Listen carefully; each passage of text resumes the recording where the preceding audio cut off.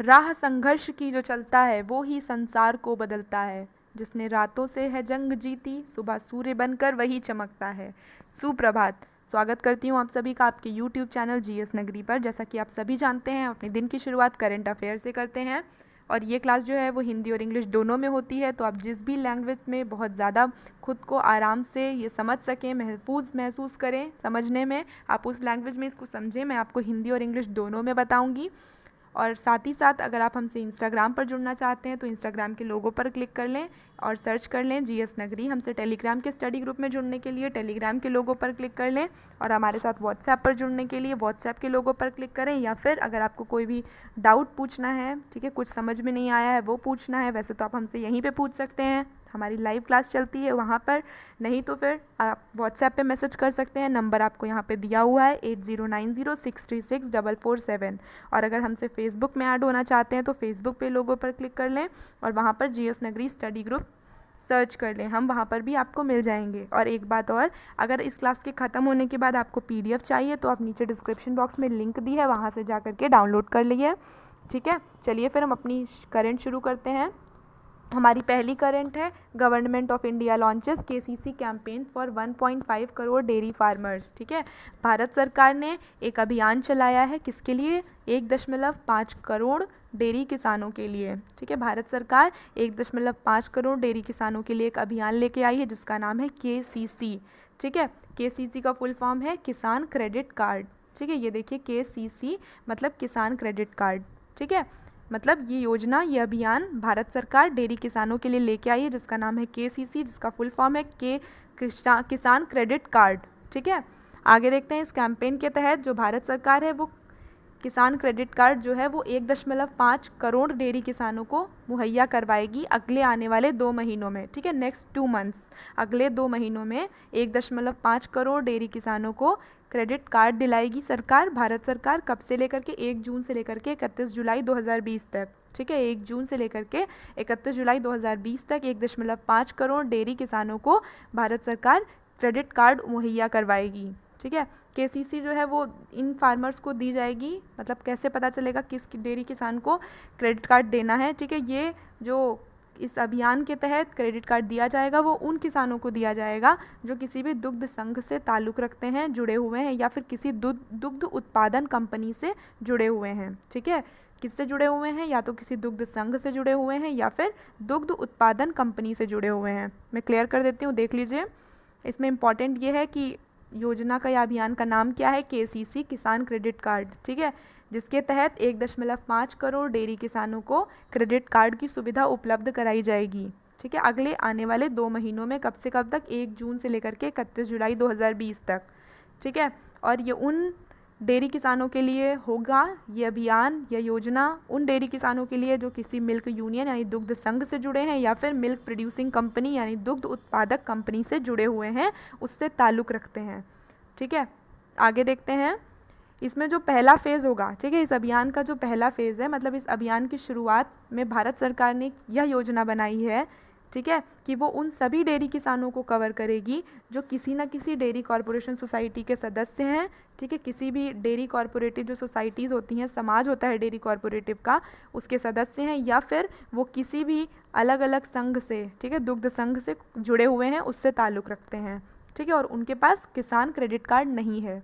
ठीक है, उन सभी को भारत सरकार इस अभियान के शुरुआती दौर में उपलब्ध कराएगी क्रेडिट कार्ड। ठीक है, किन किसानों को? जो किसी भी डेयरी कॉरपोरेटिव सोसाइटी के सदस्य हैं और या फिर वो इसके अलावा किसी अलग अलग दुग्ध संघों से जुड़े हुए हैं और उनका क्रेडिट कार्ड नहीं है। ठीक है, अब आगे जानते हैं इस योजना या इस अभियान के बारे में। पहला तो इसके तहत किन किसानों को मिलेगा, ये किन किसानों को फ़ायदा पहुंचेगा क्रेडिट कार्ड का और कितना मिलेगा अमाउंट। ठीक है, कितना अमाउंट मिलेगा क्रेडिट कार्ड में वो जान लेते हैं। एक जनरल लिमिट्स जो सेट की गई है, जो सामान्य लिमिट सेट की गई है देने के लिए, वो क्रेडिट कार्ड में सेट की गई है 1.6 लाख की। ठीक है, ये जनरल लिमिट है, एक सामान्य लिमिट है क्रेडिट कार्ड की 1.6 लाख। ठीक है, जो कि बढ़ करके 3 लाख तक गई है। और 3 लाख किसको मिलेगी मैं अभी आपको बताती हूँ, पहले आप ये देख लीजिए। ठीक है, पहला पॉइंट है कि जनरल लिमिट है 1.6 लाख। ठीक है, दूसरा ये है कि जो फार्मर्स अपना मिल्क, ठीक है, जो फार्मर्स दुग्ध को सीधे के सीधे, ठीक है, मतलब बिना किसी बिचौलिए के दुग्ध संघ में, ठीक है, मिल्क यूनियन में दुग्ध संघ में बेचते हैं, ठीक है, मतलब दुग्ध संघ जिन डेयरी किसानों से सीधे दूध खरीदता है, ठीक है, वो इस टाइप के अंतर्गत आएंगे। किस टाइप के अंतर्गत? एक टाइप हुआ है निर्माता, प्रोड्यूसर और प्रोसेसिंग यूनिट, मतलब प्रसंस्करण इकाई। जो टाइप निर्माता एवं प्रसंस्करण इकाई के बीच में हुआ है, उस टाइप में वे सभी डेयरी किसान आएंगे जिनसे दुग्ध संघ सीधे दूध खरीदता है, ठीक है। उम्मीद है समझ में आ रही होगी।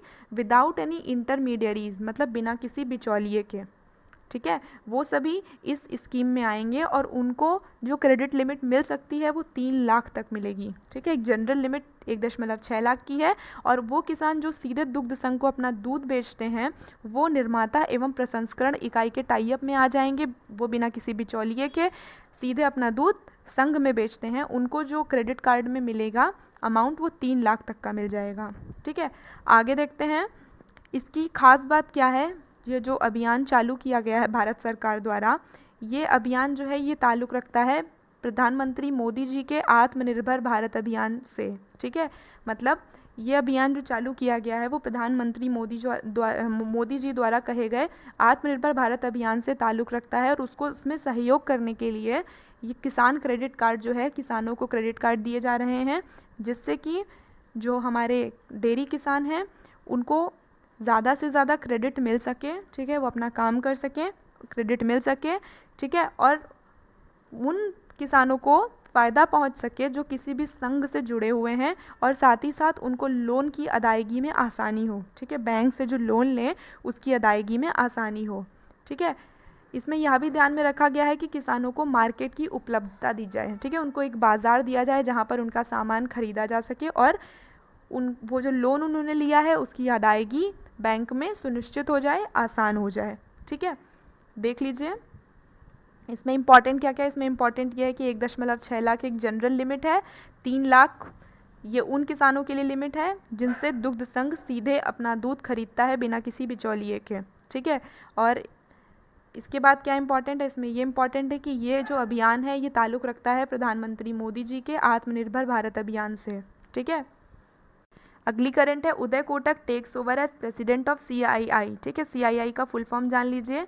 इसका फुल फॉर्म है कॉन्फेडरेशन ऑफ इंडियन इंडस्ट्री, ठीक है। C for confederation, I for Indian and दूसरे I का मतलब इंडस्ट्री। इसको हिंदी में बोलेंगे भारतीय उद्योग परिसंघ, ठीक है। उदय कोटक जी को अध्यक्ष पद पर नियुक्त किया गया है भारतीय उद्योग परिसंघ के, ठीक है। उदय कोटक जी, ये जो इमेज देख रहे हैं ये उदय कोटक जी की है।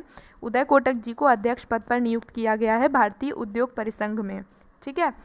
इन्होंने चार्ज लिया है, इन्होंने अपना कार्यभार संभाला है president of confederation of Indian industry यानी CII यानी भारतीय उद्योग परिसंघ में इन्होंने अपना कार्यभार संभाला है साल 2020-21 के लिए। मतलब साल 2020-21 में उदय कोटक जी अध्यक्ष पद पर कार्यभार संभालेंगे भारतीय उद्योग परिसंघ का, ठीक है। और ये हैं क्या, ये MD हैं एंड CEO हैं, ठीक है, मैनेजिंग डायरेक्टर हैं और चीफ एग्जीक्यूटिव ऑफिसर हैं, ठीक है, मतलब प्रबंध संचालक हैं और मुख्य कार्यकारी अधिकारी हैं कोटक महिंद्रा बैंक के, ठीक है। कोटक महिंद्रा बैंक के MD एंड CEO को अध्यक्ष पद दिया गया है भारतीय उद्योग परिसंघ का, ठीक है। ये आपको याद रहेगा साल 2020-21 के लिए। उसके बाद में देखें इन्होंने किसकी जगह ली है। इन्होंने जगह ली है जो अध्यक्ष थे, चेयरमैन और मैनेजिंग डायरेक्टर यानी अध्यक्ष एवं प्रबंध संचालक थे किर्लोस्कर कंपनी के, ठीक है। किर्लोस्कर कंपनी के बारे में तो आप सभी जानते होंगे। तो उसके अध्यक्ष एवं प्रबंध निदेशक जिनका नाम है विक्रम किर्लोस्कर, उनकी जगह ली है, ठीक है। मतलब जो अध्यक्ष थे और साथ में प्रबंध संचालक थे किर्लोस्कर के जिनका नाम विक्रम किर्लोस्कर था, वो इसके पहले अध्यक्ष थे भारतीय उद्योग परिसंघ के, लेकिन अब उनको हटा करके उदय कोटक जी को बनाया गया है भारतीय उद्योग परिसंघ का अध्यक्ष, ठीक है।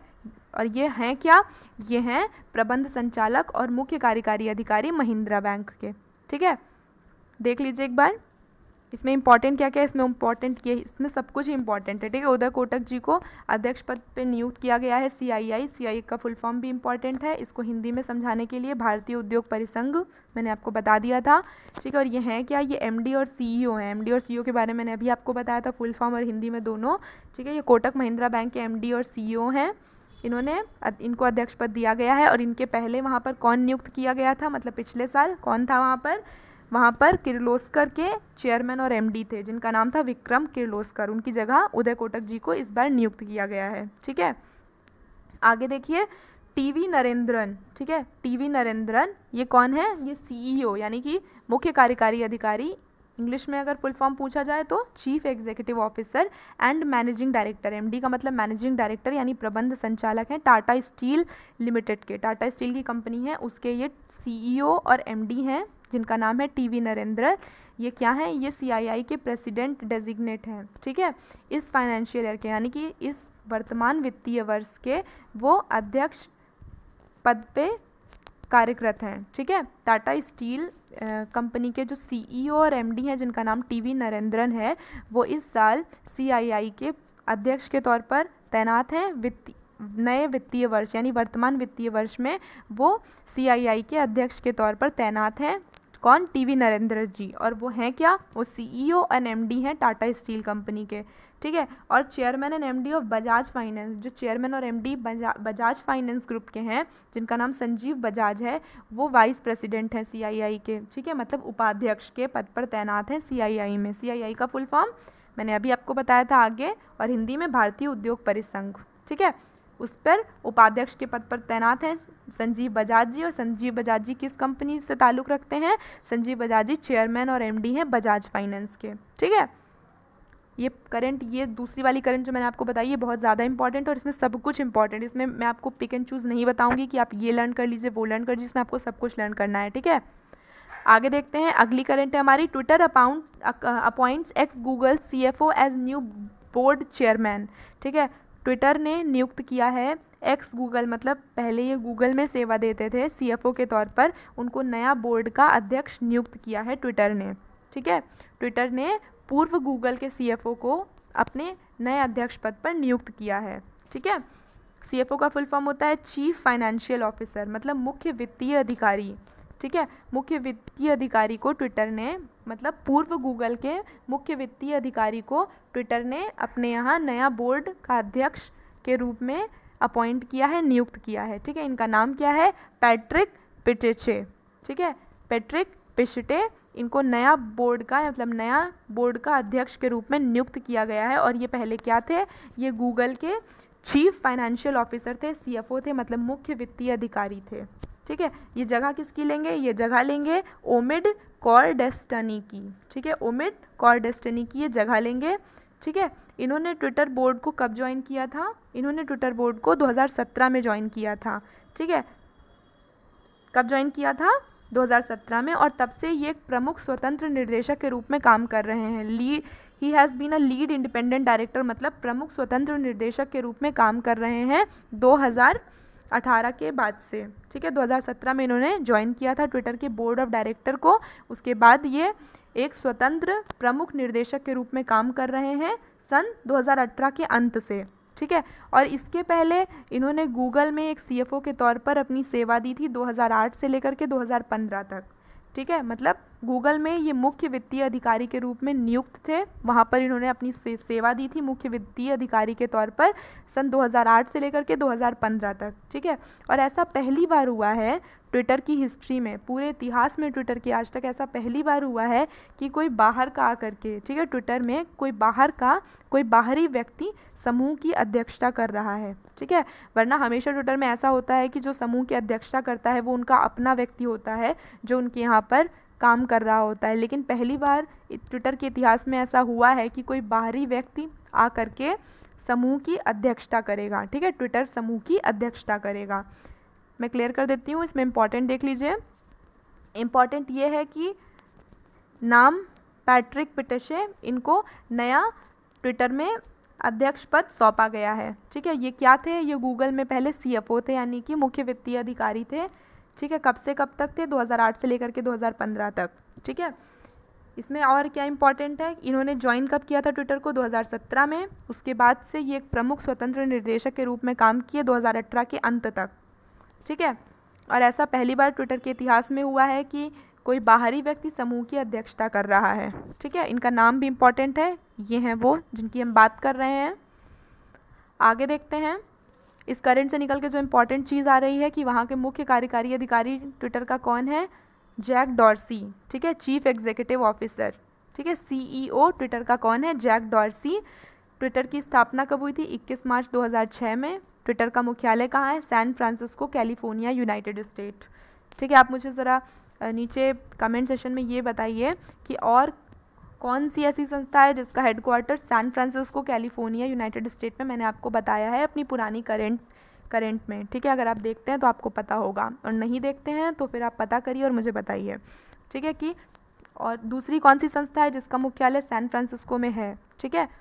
San Francisco, California, United State में ट्विटर का मुख्यालय है। इसकी स्थापना 21 मार्च 2006 में हुई थी और इसके चीफ एग्जीक्यूटिव ऑफिसर का नाम क्या है? जैक डॉर्सी, ठीक है। अगली करंट है हमारी, Krishendu Majumdar becomes new chairman of BAFTA, ठीक है। बाफ्टा के नए अध्यक्ष का नाम कृषेंदु मजूमदार, ये पूछा जा सकता है इस तरह से कि बाफ्टा के नए अध्यक्ष का नाम बताइए, तो उनका नाम है कृषेंदु मजूमदार, ठीक है। देख लीजिए एक बार इनको अच्छे से, ताकि अगर आप इनको देख लेंगे तो आप नाम भी जल्दी नहीं भूलेंगे, ठीक है। वरना हम लोग याद करेंगे, अगर किसी भी चीज़ को रटते हैं तो ह्यूमन टेंडेंसी होती है, ठीक है, इंसानी क्षमता होती है, वो भूलने की आदत होती है, ठीक है। अगर हम किसी भी चीज़ को अच्छे से नहीं समझेंगे तो हम MCQs के थ्रू उसको नहीं याद कर सकते हैं, हम भूल जाएंगे। लेकिन अगर हम किसी भी चीज़ को डिटेल में पढ़ेंगे या फिर उसके बारे में कहानी की तरह सुन लेंगे ना, तो वो चीज़ हमें ज़्यादा दिनों तक याद रहती है, ठीक है। आगे देख लीजिए, इसमें क्या है करंट में, एमी विनिंग, ठीक है। ये एमी में टेलीविज़न में एक निर्माता के तौर पर ये एमी के विजेता भी हैं, ठीक है। एमी विजेता टेलीविज़न निर्माता कृषेंदु मजूमदार ये नए अध्यक्ष बनाए गए हैं British academy of film and television award, ठीक है। ये जो बाफ्टा मैंने आपको बताया था इसका फुल फॉर्म है British academy of film and television, ठीक है। British academy of film and television, अगर इसको हिंदी में समझें तो टेलीविज़न और फिल्म कला सिखाई जाती है जिस ब्रिटिश अकेडमी में, उसके ये नए अध्यक्ष बनाए गए हैं कृषेंदु मजूमदार, ठीक है। ये एमी विजेता हैं और साथ ही साथ ये टेलीविज़न निर्माता हैं, ठीक है। बाफ्टा का फुल फॉर्म इंपॉर्टेंट है, British academy of film and television. अगर हिंदी में बताएं तो ब्रिटिश का यानी ब्रिटेन की वो अकेडमी जहाँ पर टेलीविज़न और फिल्म की कला सिखाई जाती है, उसके ये नए चेयरमैन यानी नए अध्यक्ष नियुक्त किए गए हैं जिनका नाम है कृषेंदु मजूमदार, ठीक है। ये पहले पर्सन हैं, ठीक है, जिनको चेयरपर्सन बनाया गया है बाफ्टा का, ठीक है। 73 साल की पुराने इतिहास में बाफ्टा का जो पुराना 73 साल का इतिहास है उसमें इस रंग के व्यक्ति को पहली बार अध्यक्ष नियुक्त किया गया है, ठीक है। बाफ्टा के इतिहास में आज तक कोई भी इस रंग का व्यक्ति एक अध्यक्ष के तौर पर नामित नहीं किया गया, ये पहले व्यक्ति हैं जिनको नामित किया है अपनी 73 साल की पुराने इतिहास में बाफ्टा ने, ठीक है। इसलिए ये ज़्यादा इंपॉर्टेंट हो जाती है करंट, क्योंकि ऐसा पहली बार हुआ है, ठीक है। और ये जगह किसकी लेंगे? पिप्पा हैरिस की, ये जगह लेंगे पिप्पा हैरिस की, मतलब इनसे पहले जो अध्यक्ष पद पर बाफ्टा में नियुक्त थे उनका नाम था पिप्पा हैरिस, ठीक है। और अब हैरिस क्या करेंगे? हैरिस करेंगे एक डेप्यूटी चेयरपर्सन का काम, ठीक है, मतलब वो एक उप सभापति के तौर पर काम करेंगे बाफ्टा में। बाफ्टा का फुल फॉर्म क्या है? British academy of film and television art, ठीक है, मतलब ब्रिटिश की वो अकेडमी जहाँ पर टेलीविज़न और फिल्म कला के बारे में सिखाया जाता है। क्लियर कर देती हूँ, देख लीजिए। इसमें इंपॉर्टेंट ये भी देख लीजिए कि पहले तो ये इंपॉर्टेंट है कि बाफ्टा का फुल फॉर्म क्या है, फिर उसके बाद नए अध्यक्ष का नाम क्या है? कृषेंदु मजूमदार, ठीक है। और ये पहले ऐसे इंसान हैं जो इस रंग के हैं, ठीक है, ये गोरे रंग के नहीं है लेकिन फिर भी इनको अध्यक्ष बनाया गया है बाफ्टा का। ये बाफ्टा के 73 साल की पुरानी हिस्ट्री में पहली बार ऐसा हुआ है, ठीक है। और ये जगह किसकी लेंगे? ये इंपॉर्टेंट है पिप्पा हैरिस की, ठीक है। और पिप्पा हैरिस जो है वो क्या करेंगे? वो उप सभापति के तौर पर बाफ्टा में काम करेंगे, ठीक है। आगे देखते हैं। इसके पहले मजूमदार जी जो थे वो कहाँ पर थे? वो अध्यक्ष के तौर पर थे कहाँ पर? Learning and new talent committee, मतलब वो कमेटी, वो समिति जहाँ पर सीखने की एवं नई प्रतिभा दिखाई जाती है, ठीक है। सीखने के लिए वह नई प्रतिभा दिखाई जाती है, उस समिति के वो अध्यक्ष थे, ठीक है। हिंदी में इसको आपको इंग्लिश में लर्न करना पड़ेगा, मैंने समझाने के लिए आपको हिंदी में बता दिया कि वो कमेटी या वो समिति जहाँ पर सिखाया जाता है और नई प्रतिभाओं को निकाला जाता है, वहाँ पर ये अध्यक्ष थे, ठीक है। 2006 से लेकर के 2010 तक ये वहाँ पर अध्यक्ष के तरह अपना कार्यभार संभाला, अध्यक्ष की तरह रहे, ठीक है। और उसके बाद में ये चेयरपर्सन रहे, मतलब अध्यक्ष रहे टेलीविज़न कमेटी के 2015 से लेकर के 2019 तक, ठीक है। 2015 से लेकर के 2019 तक ये अध्यक्ष रहे कहाँ के? टेलीविज़न कमेटी के, ठीक है। और 2006 से लेकर 2010 तक ये अध्यक्ष थे, कहाँ के, learning and new talent committee के। ठीक है, आगे, he is an individual from the leading group of trustees. ठीक है, ये जो है न्यायाधीशों के अग्रणी समूह के व्यक्ति हैं। ठीक है, पिछले 9 साल से ये अग्रणी रहे हैं।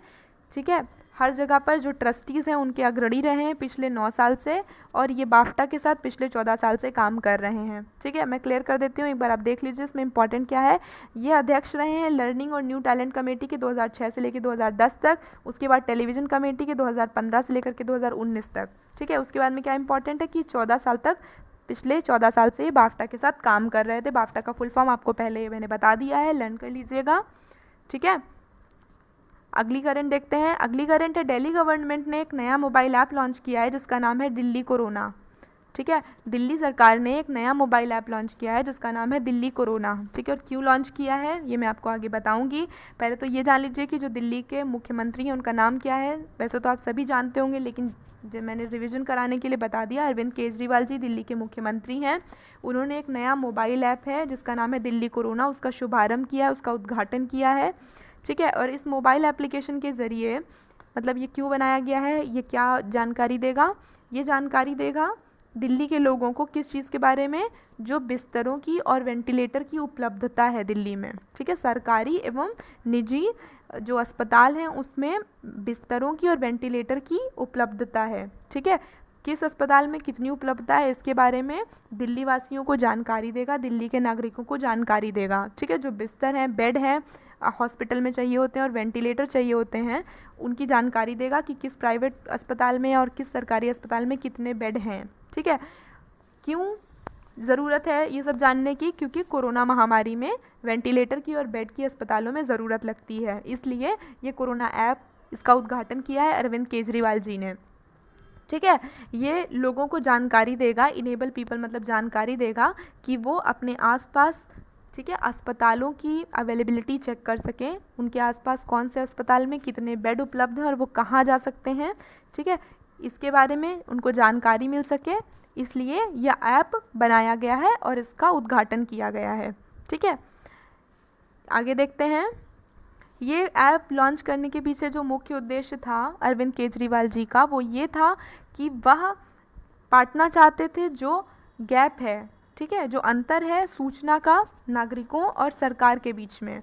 ठीक है, नागरिकों और सरकार के बीच में जो सूचना का गैप है उसको पाटने के लिए ये ऐप बनाया गया है दिल्ली कोरोना, ताकि लोगों तक सही जानकारी पहुंचाई जा सके सरकार के द्वारा। ठीक है, और उन्हें मदद करे कोविड-19 महामारी से लड़ने में। ठीक है, जिससे सरकार और नागरिक साथ में मिलकर के कोविड-19 महामारी से एक साथ एकजुट होकर लड़ सकें, और जो सरकार और नागरिकों के बीच में, ठीक है, सूचना का अंतर था उसको पाटा जा सके।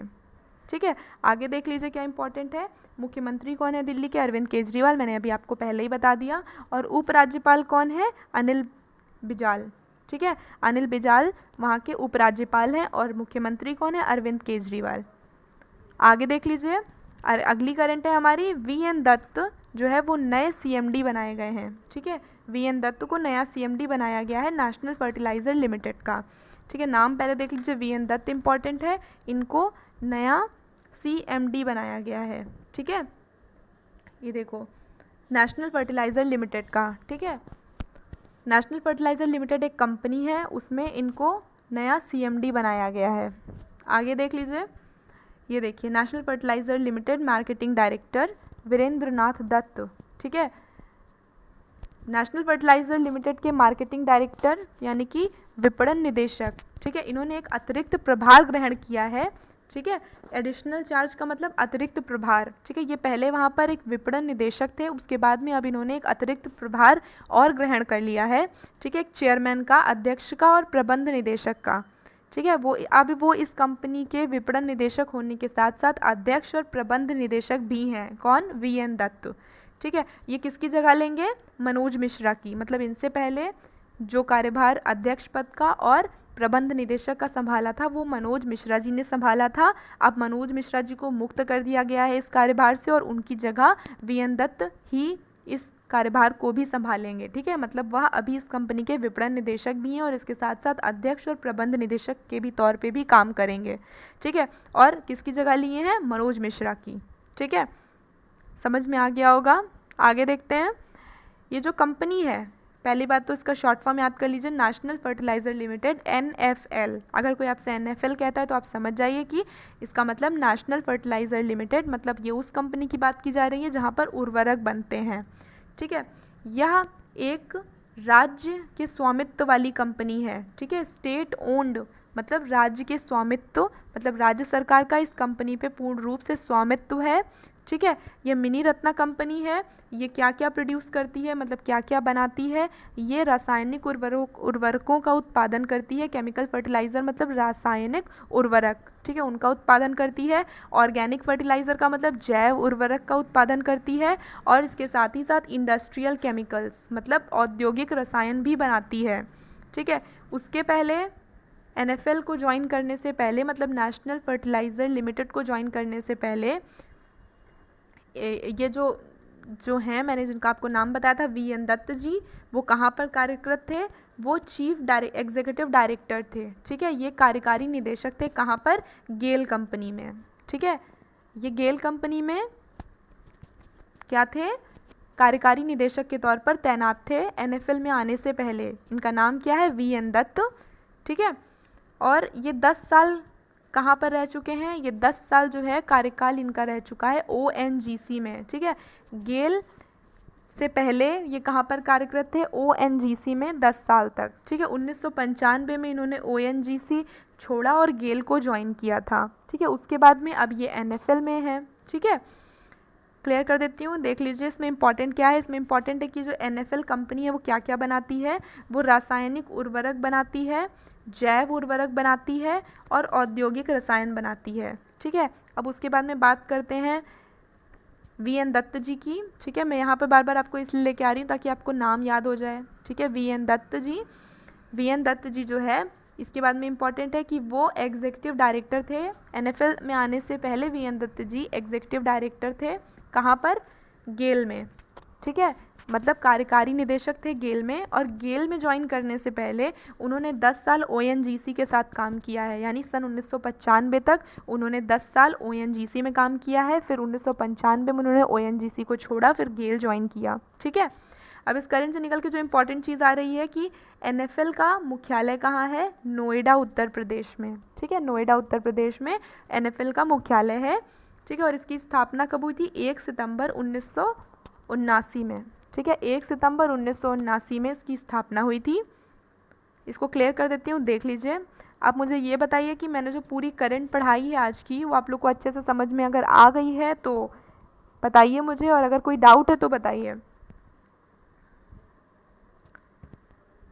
और अगर आपको अभी नहीं पूछना है डाउट, बाद में पूछना चाहते हैं, 10:30 बजे जब सुमित सर लाइव आएंगे तब आप उनसे पूछ लीजिएगा, वो भी आपको बता देंगे। ठीक है, तो हम फिर ख़त्म करते हैं अपनी क्लास को यहीं पे। धन्यवाद, जय हिंद।